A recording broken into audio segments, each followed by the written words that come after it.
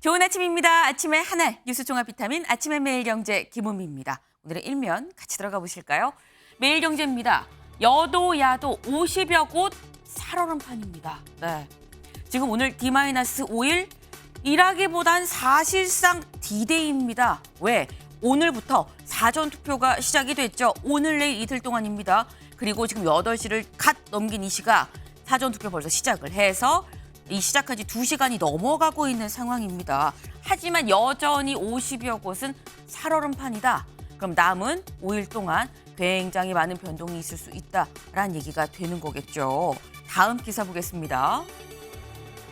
동아일보입니다. 윤 대통령 의사증원 전공의 입장 존중. 전공의 대표 면담 뒤 의료의 미래 없어. 네.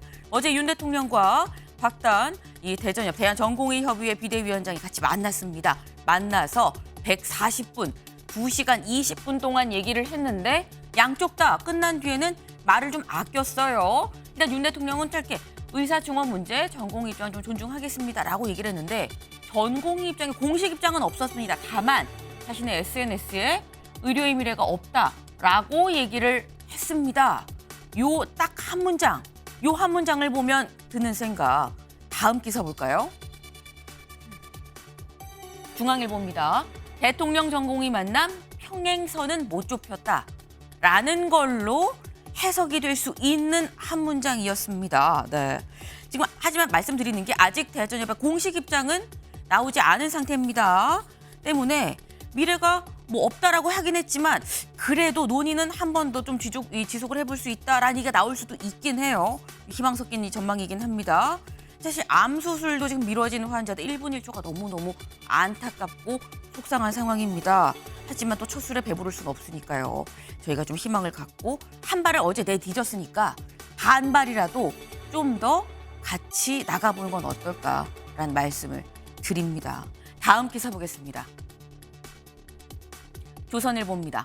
사교육 수사 중에 초대 국수본부장 메가 스터디 행. 이게 대체 무슨 얘기냐? 지금 현재 이 정부에서 수능 영어 문제 이 지문이 일타 강사의 문제 지문이랑 똑같더라. 이거 이 무비일하게 아니었네. 알고 보니까 다 연관이 돼 있었구나라는 걸 포착을 하고 지금 수사 중이죠. 수사 중인데 이 수사 와중에 초대 국수본부장 남구준 이 초대 국수본부장이 메가 스터디로 사회이사로 갔다라는 겁니다. 이거 여길 좀 볼까요? 경찰 내부에서도 이거 좀 부적절한 거 아닙니까? 라는 지적이 나오고 있습니다. 네. 다음 기사 볼까요? 한국일보입니다. 고금리 경기 부진에 가계 여윳돈 50조가 뚝 떨어졌다라는 거죠. 네. 이 가계 여윳돈 50조 뚝 떨어졌다. 무슨 얘기냐? 작년 순자금운용이 4년 만에 최저치를 찍었다. 말이 좀 어렵습니다. 순자금운용 뭐냐? 여기에요. 여길 좀 같이 보겠습니다. 순자금운용액, 예금이나 채권 등 금융투자로 불린 돈에서 금융기관의 대출을 받은 걸 그걸 뺀 금액. 그래서 사실상 가계의 여유자금으로 불리는 게 순자금운용액입니다. 근데 이 순자금운용액이 지금 4년 만에 최저다라는 거죠. 대출도 줄이고 주식 채권에서도 좀 돈을 빼고 있다라는 겁니다. 사실 이자는 오르고 물가도 같이 오르고요. 그런데 월급은 비슷하게 제자리. 지금 이 상황이 무슨 얘기냐? 월급이 한 달만 조금 늦게 들어와도 카드값 못 맞고 큰일 날 수 있다라는 얘기가 될 수 있는 거겠죠. 가게 살림이 그만큼 좀 빡빡하다라는 얘기가 될 수 있을 것 같습니다. 다음 기사 보겠습니다. 세계일보입니다. 신생아 특례대출 소득기준 2억으로 완화. 네. 신생아 특례대출 2년 내에 아기를 낳은 이 가구에 대해서는 이 이자가 좀 싼 대출을 특례대출을 해준다라고 얘기를 했었죠. 그런데 이 소득 기준이 신혼부부 합산 1억 3천만 원이었습니다. 두 사람 합쳐서 근데 이걸 2억으로 완화하겠다. 사실 이 남편과 아내 둘 다 1억 억대 연봉자라고 해도 해준다라는 건데 사실 앞선 이 기사를 생각을 해보면 서민 살기 힘든데 왜 이렇게 잘 사는 사람들까지 이렇게 도와주는 거야라고 생각할 수 있습니다. 하지만 이건 출산율 문제죠. 지금 현재 가장 중요한 건 아이를 아무도 낳지 않는다라는 이런 분위기 속에서 아이를 낳으면 손해가 아니라 뭐라도 이득이다. 라는 분위기가 형성되는 게 더 중요한 포인트가 아닌가 싶습니다. 네, 다음 사진 기사 보겠습니다. 네, 이 사진 크게 적혀 있죠. 나의 소중한 한 표, 민주주의를 담다. 네, 이게 어디에 있는 이 문구냐? 인천공항에 있는 문구입니다. 지금 인천공항에 어제 사전투표소가 설치가 됐어요. 그리고 거기에 지금 이렇게 나의 소중한 한 표 행사하세요라고 적혀 있는 거죠. 여행 가시는 분들도 투표하고 가십시오라는 얘기인 겁니다. 네. 지금 말씀드렸죠. 벌써 2시간 전부터 투표가 진행이 되고 있다라는 말씀을 드렸는데 이걸 좀 보겠습니다. 4월 5일 금요일 오늘부터 내일까지 매일 새벽 6시부터 오후 6시까지 지금 진행이 되고 있다라는 얘기인 거죠. 그럼 지금 벌써 시작된 지 2시간이 지났는데 현장 분위기가 어떤지 저도 궁금합니다. 그래서 저희 MBN 우종환 기자가 직접 사전투표소에 나가봤는데요. 우종환 기자, 현장 분위기 어떻습니까? 네, 첫날 사전투표가 시작한 지 2시간 정도 지난 현재 많은 시민이 이곳 투표소를 찾고 있습니다. 이 편한 옷차림의 어르신부터 출근 준비를 하는 청년까지 연령을 가리지 않고 많은 유권자들이 한 표의 권리를 행사하는 모습입니다. 오전 7시 기준 현재 사전투표율은 0.6%입니다. 이는 지난 2020년 총선과 2022년 지방선거보다 높고 2022년 대선과 같은 수치입니다. 이 사전투표 총투표율은 2020년 총선 때는 20.1%, 2022년 지방선거 때는 20.6%를 기록했고 2022년 대선 때는 무려 유권자 3명 중 1명꼴인 36.9%를 나타냈습니다. 이번 선거에서도 높은 사전투표율을 기대할 만한 출발을 보이는 셈입니다. 여야 대표들도 사전투표를 독려하기 위해 오늘 투표할 예정입니다. 한동훈 국민의힘 비상대책위원장은 20, 30대가 많은 서울 신촌에서, 이재명 더불어민주당 대표는 R&D 예산 삭감 이슈가 있는 대전에서 카이스트 학생들과 사전투표를 할 예정입니다. 오늘이나 내일 사전투표를 하시려는 분들은 전국 3,565개 투표소에서 하실 수 있습니다. 거주 지역에서 해야 하는 본투표와 달리 사전투표는 신분증을 지참하면 전국 어느 투표소에서나 모두 가능합니다. 지금까지 서울 내곡동 사전투표소에서 전해드렸습니다. 네, 우종환 기자 설명 잘 들으셨죠? 지금 신분증 꼭 갖고 가셔야 할 수가 있다라는 말. 지금 이 우종환 기자가 지금 잘 설명을 했습니다. 나는 본투표할 거야. 4월 10일 날 할 거야. 라고 생각하시는 분들은 10일 날 하시면 됩니다. 하지만 요만큼이라도 정말 아주 콩알 같은 마음이라도 날씨도 좋고 봄날이 좀 놀러 갈까라는 생각을 하시는 분이 있다면 아예 확실하게 오늘 도장 찍고 10날 놀러 가시기를 권해드립니다. 네. 아침에 매일 경제 뉴스 종합 비타민 언제나처럼 TV로 좀 크게 보시다가요. 궁금한 점 유튜브 댓글로 남겨주시면 같이 얘기를 해보겠습니다. 오늘 함께해 주실 분들 소개합니다. 안녕하세요.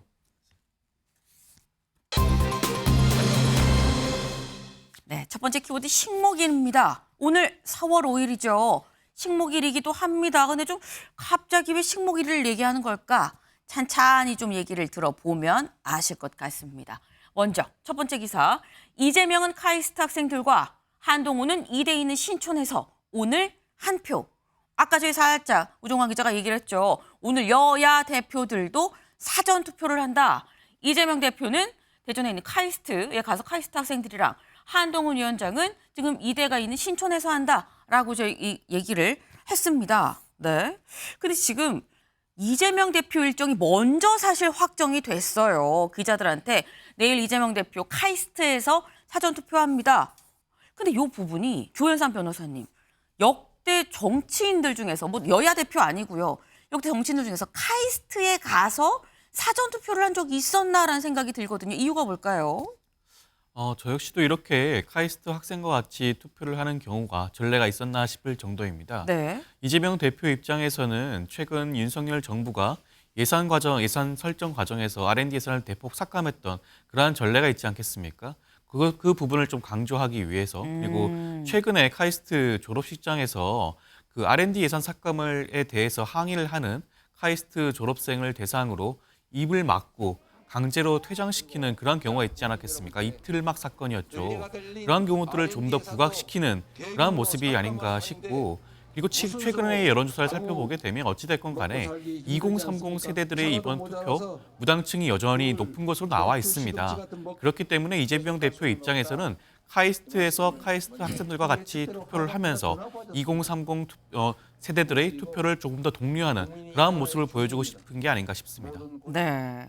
아마도 R&D 예산 삭감을 좀 생각하고 간 게 아니겠느냐라는 지금 그런 말씀이셨어요. 근데 한동훈이 제가 말씀드렸죠. 이재명 대표는 먼저 확정이 됐습니다. 근데 한동훈 위원장 그럼 어디 가서 합니까? 라고 기자들이 물었는데 좀처럼 답이 나오지 않았습니다. 지금 이 일정이 어제 사실 오후에 최종 확정이 됐는데 고심에 고심을 거듭한 것 같습니다. 왜?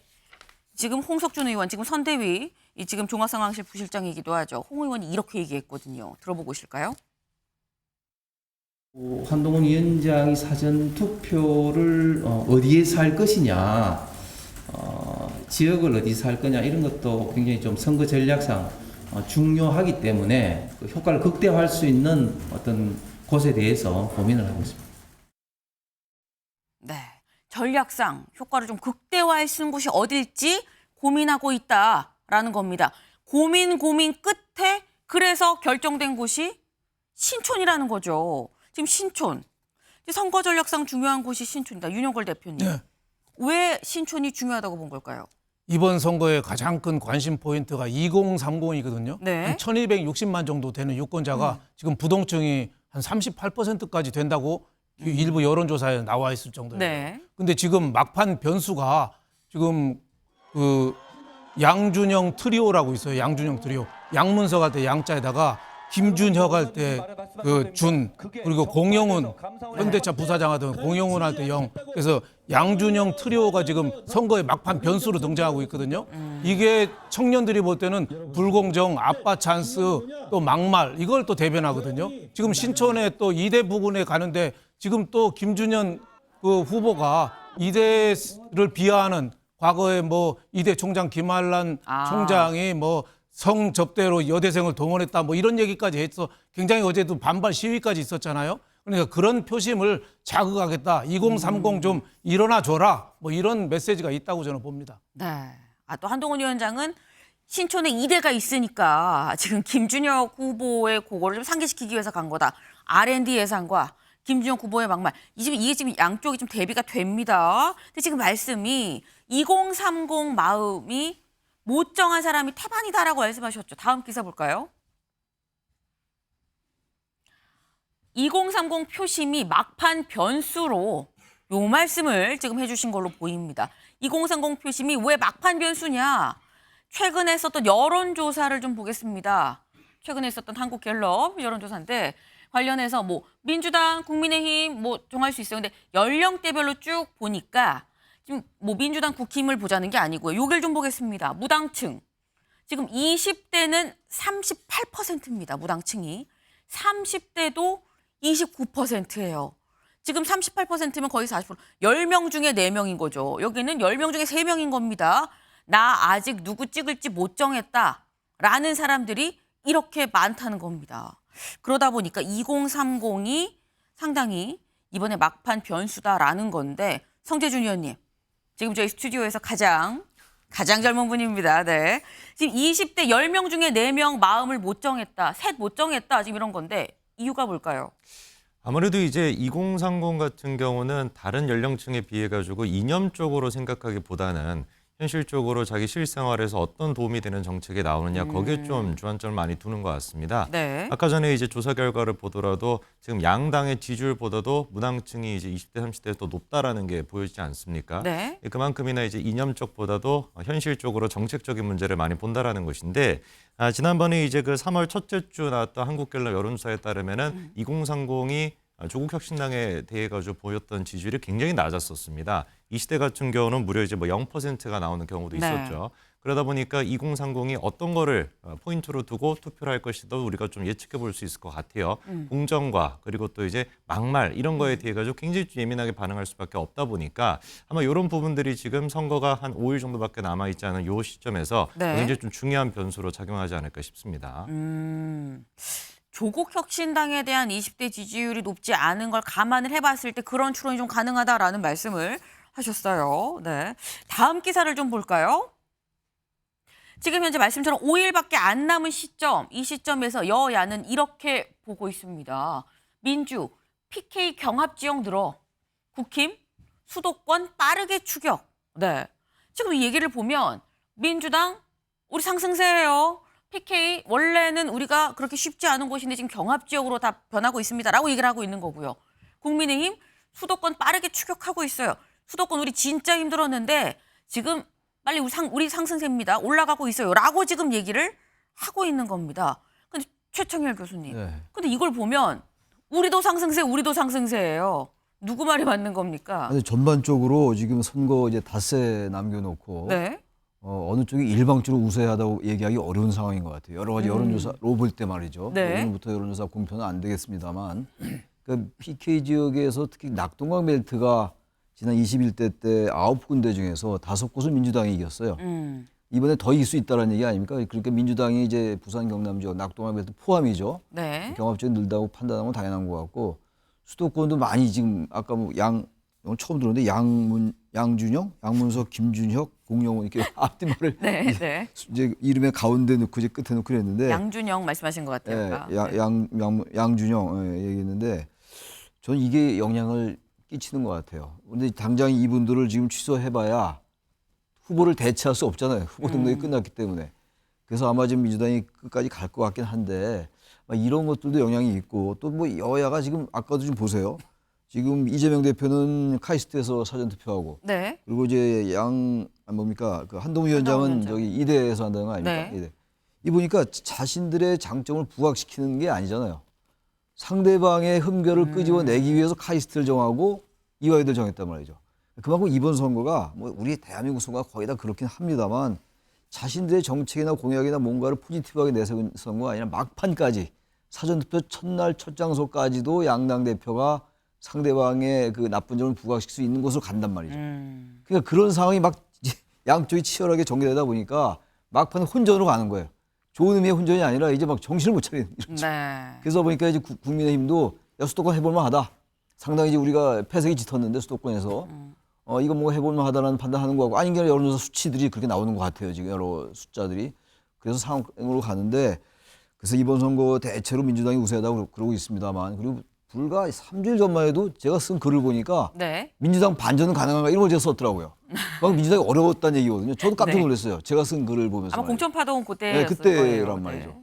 이만큼 이제 선거가 왔다 갔다 변하고 있는 겁니다. 그러다 보니까 양측이다. 민주당은 국민의힘이 유력 지역인 PK에서 경합적으로 늘고 있다고 판단하는 것 같고 국민의힘은 반대로 수도권이 그렇다고 보는 것 같습니다. 네. 지금 말씀을 들어보니까 이게 썩 좋은 상황이 아니다. 지금 양쪽 다 제가 더 나빴어요라고 얘기를 하는 착을 뽑는 선거를 권하고 있다. 그러다 보니까 혼전에 혼전을 좀 거듭하고 있는 거 아니겠느냐라는 말씀을 하셨습니다. 하지만 차악이든 뭐든 한 표는 행사를 하셔야 된다라는 말씀을 거듭 드려요. 왜? 만평 오늘 같이 볼까요? 오늘 첫 번째 만평 같이 보겠습니다. 오늘 만평입니다. 네. 22대 총선 시커멓죠. 뭔지 잘 모르겠습니다. 막 시커먼 뭐 파도인가요? 뭔가요? 쓰나미인가요? 근데 시커멓게 보이는 22대 총선인데 요 앞에 사전투표함에 누가 벌떡 일어나서 지금 투표용지를 넣으려고 합니다. 언뜻 보기에 네. 근데 로댕에 생각하는 사람인 것 같아요. 이 한쪽 손이 이렇게 하고 있는 걸 보니까 로댕에 생각하는 사람. 생각만 하지 말고 일어나서 투표해라. 라는 얘기가 아닌가 싶습니다. 근데 오늘 요 만평만 있었느냐? 만평 하나 더 볼까요? 오늘 저희 키워드 식목일이었었죠. 네. 오늘 식목일입니다. 네. 근데 사전투표가 시작이 됐죠. 그래서 제대로 심어서 잘 키워봅시다. 네. 소중한 한 표로, 네. 바른나라, 바른사회를 만들기 위해서 소중한 한 표 행사를 해서 나무 한 그루 심는다는 생각으로 오늘 한 표 꼭 행사하시라라는 말씀을 거듭거듭 드립니다. 네. 선거 결과 궁금하세요? 가장 빠른 현장 중계, 정확한 분석으로 이번 개표 방송을 준비했습니다. 개표 방송은 역시 MBN.